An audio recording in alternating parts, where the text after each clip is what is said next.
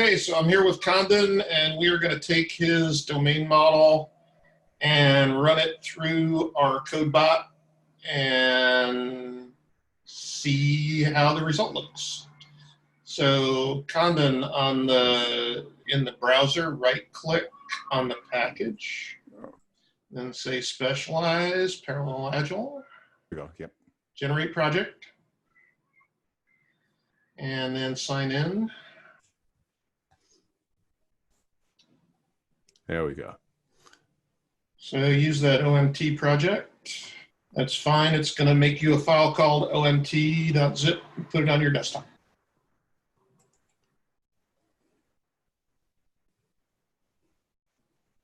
And so it's now generating all your database access functions in Mongo, generating a Node.js API, generating API documentation, generating client-side libraries, and downloading your zip file. Wow. Need I say that was very easy? Your API is actually already web hosted on AWS Lambda. Okay. So go ahead and say get token. Scroll down a little bit where it says show on website. That's probably the easier way to do it. Then open up your OMT project there. And click on API docs over on the right.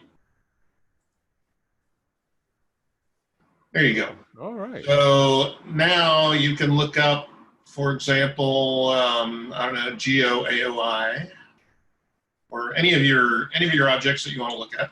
Okay. Let's do. Just hit the right arrow. Member.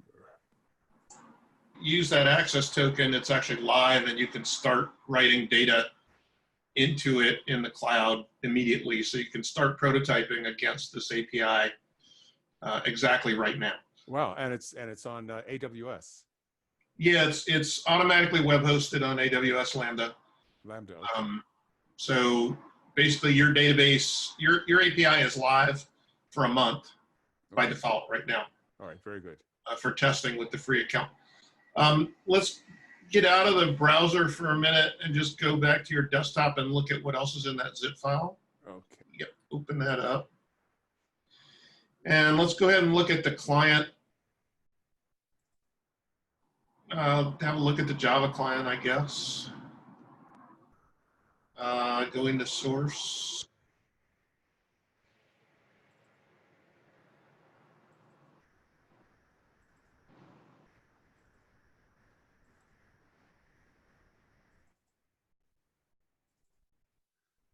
Wow. And so if you open one of those up, you'll see the Java client that lets you call all the create, read, update functions. Doug, this is fantastic. This is amazing. Yeah, that's what I wanted to hear you say. Well, you should see the smile on my face. Yeah. So there's a lot of power in this thing. There's a JavaScript client. There's a Java client. The documentation is created automatically.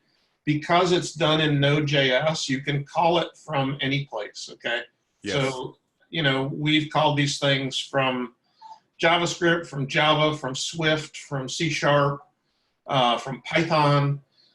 That's the power of the REST API, is that it's just a REST endpoint. Luis is going to be impressed because he didn't think this could be done. What the zip file has in it with the free license, yes, is everything except the server-side Mongo and Node code. Okay, all right.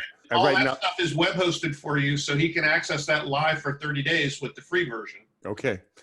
And then if you decide you want to buy the license, which is $499 a year, then you get all the server-side code.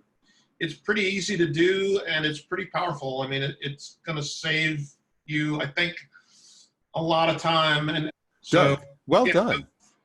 And so the way the Parallel Agile process works is that once you've got this domain model executable, like we just showed you, then if you can staff your project elastically, you put one developer on each of these use cases, and let them code in parallel.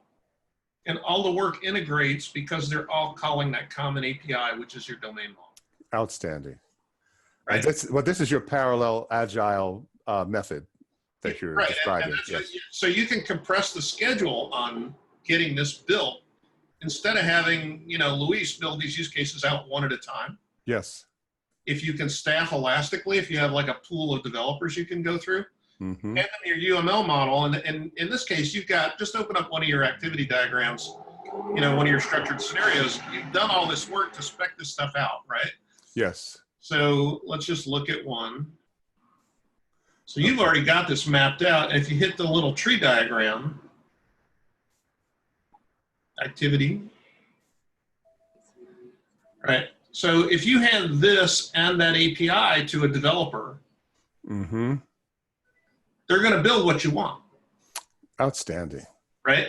And, you can almost make your developers interchangeable. They don't, if you have a UML model, they don't have to know all the details about everything in your system. Right. They can follow your instructions. You wrote them a spec. They can follow the spec. Yeah. Yes. Right? And once